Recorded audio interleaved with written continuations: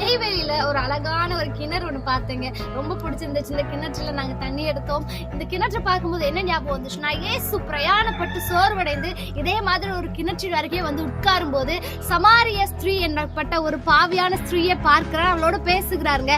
அப்படிப்பட்ட இடமாக இந்த கிணறு இருந்தது.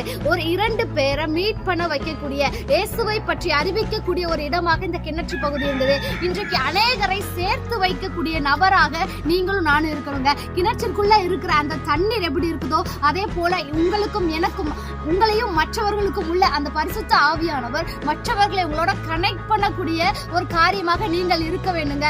அப்படிப்பட்ட ஜாயின் பண்ணக்கூடிய ஒரு நபராக இன்றைக்கு கர்த்தர் உங்களை மாற்ற போகிறார். கிணற்று பகுதி இனி என்றைக்கு நீங்க மறக்கவே கூடாது. ஆமென். God bless you.